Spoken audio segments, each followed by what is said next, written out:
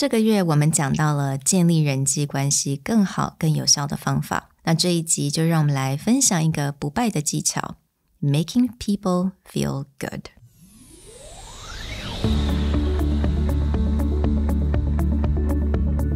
Hello， 欢迎来到 Executive Plus 主管与沟通力的 Podcast。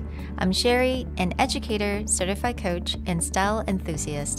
我相信专业有效的沟通是语言跟逻辑的完美结合。And I'm Nick, a startup consultant, corporate trainer, and late-night gaming junkie. I believe great communication requires the right mindset and solid frameworks. 我们希望带给大家职场英语的技能、跨文化沟通技巧与其他能帮助您成为出色领导者的工具。Join us each week as we share our experience, research, and methodologies to take your communication and language skills from good to great.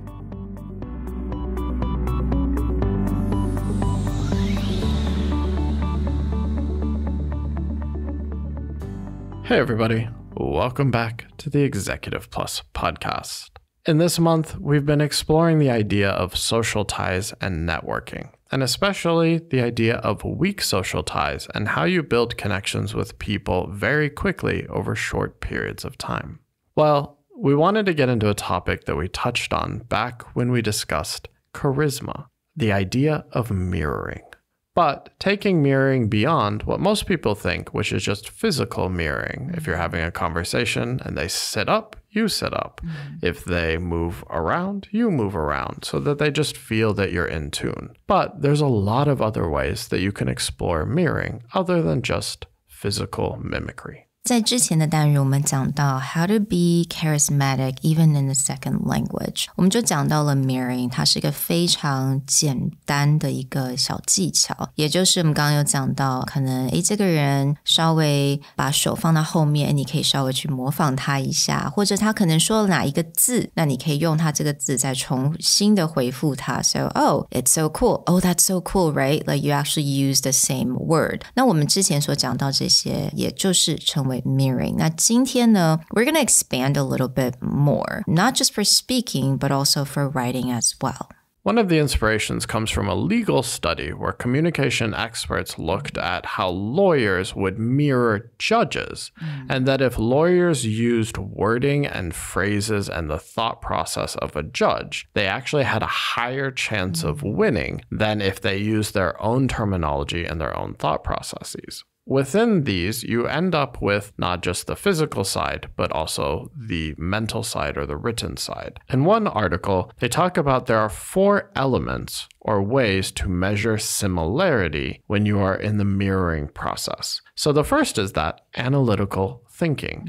The idea is that if you structure your thought process and wording that is very similar to the other person's, they will obviously feel more connected to you because they believe you think on the same wavelength, the same style. Right. So let's say this person favors data. They love numbers. They love to give you numbers. Then you should mirror that effect as well. 那比如说这个人他喜欢用故事性的方式 then you should do the same as well. It just really matches at their level. A lot of times, especially if you're talking to someone older or more experienced than you, listening very carefully to how they explain certain things or how they make an argument, and if you can break that down and follow it, you will be able to portray a mirroring of analytical thinking. Now, the second one is a little bit harder for a lot of people to do, and this is the idea of mirroring clout.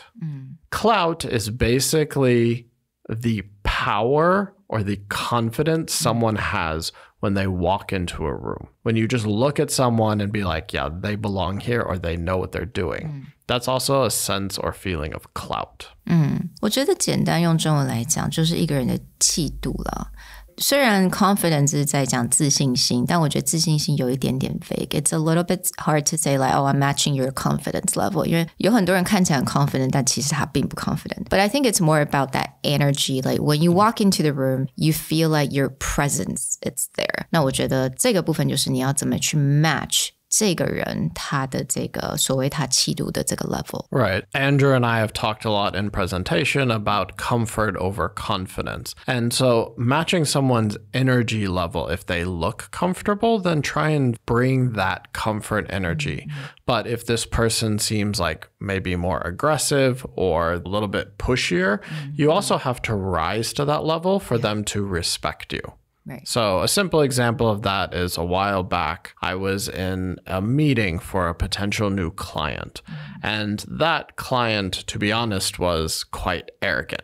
He kept on talking about how amazing what he did was and that no one else can do what he does. And, you know, his biggest concern is there's no way that you can understand what I do. I mean, I really just don't think you can get it. So I'm not sure how you can do this project. And after sitting there for a while, and one of my business partners was kind of like catering to his ego. Oh, yeah, what you do is so amazing. It must be very hard. But it kept going. And at one point, I actually just had to stand up and go, listen, I'm not here to do what you do. If I could do what you do, then I would do that. I wouldn't do what I do.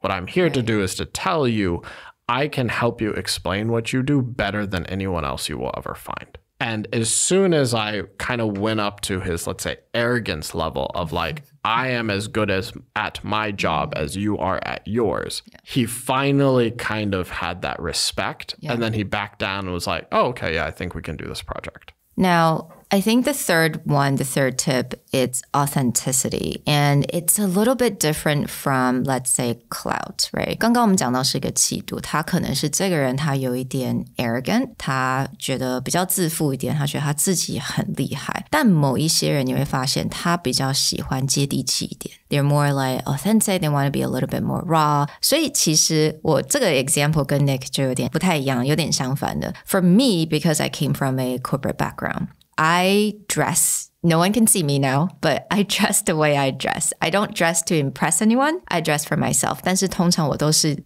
公司里面穿的比较正式的一个人。That's just what I like. 但是呢，有的时候我就必须要去了解，我今天讲这个对方，他是不是比较喜欢穿牛仔裤的人，或者他是不是喜欢比较轻松的方式。I actually had to change my way so that I can mirror someone who favors, 所谓的 authenticity, or by dressing down a little bit, or by dressing more casual to kind of match that. 所以我觉得 it goes both way, really. 不管是气度也好，或者是比如说这个人他比较喜欢用even more like casual tone, 他可能用的一些语调、语气、用的字，他可以比较喜欢比较接地气一点 then you match that as well. Right. Or you'll also run into where you'll find certain people are much faster to open up about themselves personally. Maybe not like their deepest, darkest fears, but you may learn about their family. You may not learn about their background. They may tell you a personal story or something that happened to them recently. Whereas other people are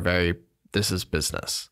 Yeah. Right? So sometimes mirroring it is if you see someone who's willing to open up, give you a little bit of information about, let's say, their personal background or their family, mirroring that aspect and not just being like business is business will help to create that closer connection. And also we have the emotional aspect of it, right? 我们刚刚稍微有提到就是比如说这个人他用的字通常都比较 positive, like oh my god, it's great, it's fantastic. 那当然这个可能也有点文化的差异。美国人通常比较喜欢 super positive wordings to describe things. 但是你也会发现某一些 industry 他们就喜欢 good 就是 good, great is great.Don't tell me it's great when it's just good. So really observe how they use the word to describe things and the tone and mirror that as well. A great example of someone who does this incredibly effectively is Sean Evans of The Hot Ones.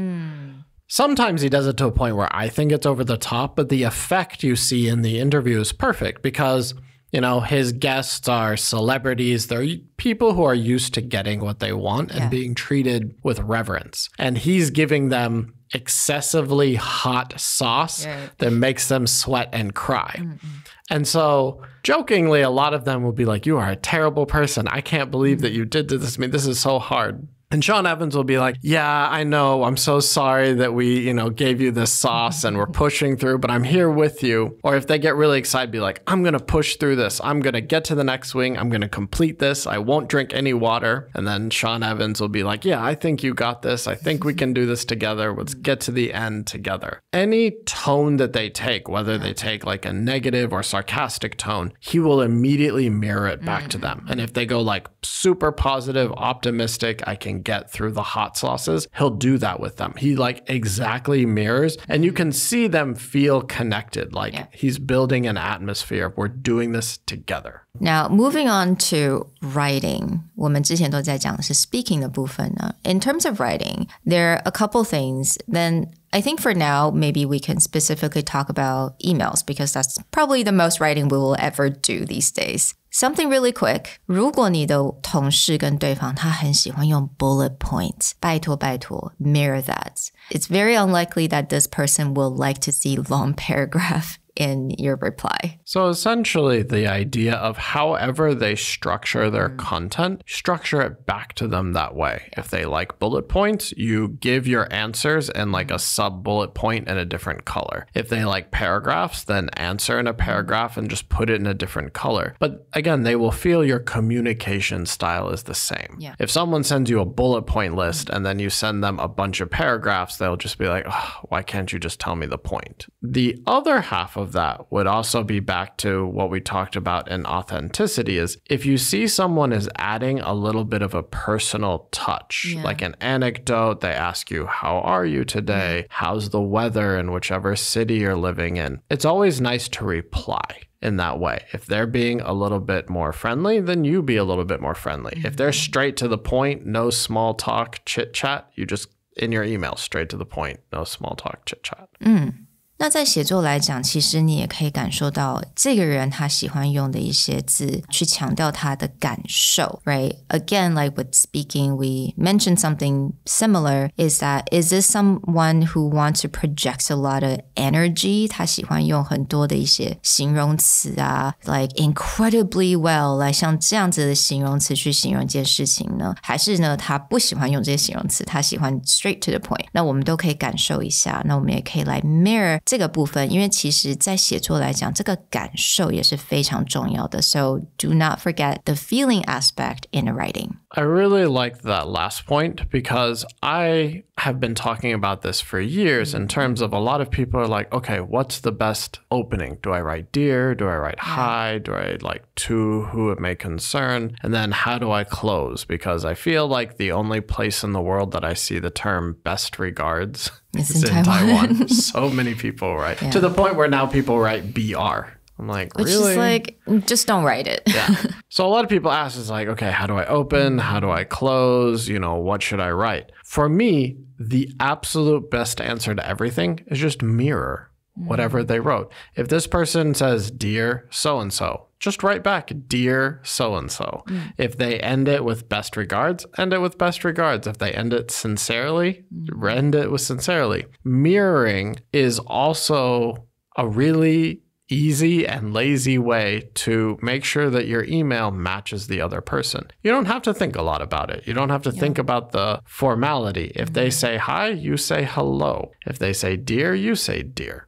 It's really just a simple way to not only match what they're doing, but to save yourself a thinking of, oh, what's the right way to write this? Just write what they write. And also at the same time, 如果你在 email 的前面的部分你觉得说我不太想要讲到我 weekend 在做什么 Do I have to talk about my weekend? I feel so fake. 那如果对方并没有的话 then don't. Go straight to the point. They may actually appreciate that. So 我觉得有时候并不是说一定有个所谓的模板，有很多的email 的方式其实是从你要怎么样去 mirror 对方写作的方式 And that will make sure that you have the best communication method. Well, we hope you enjoyed our small deep dive into mirroring, the thought process behind it, and some techniques that are not just about physical mimicry, but also how you can write or how you can connect with someone over email. We'll talk to you guys next time. Bye. Bye.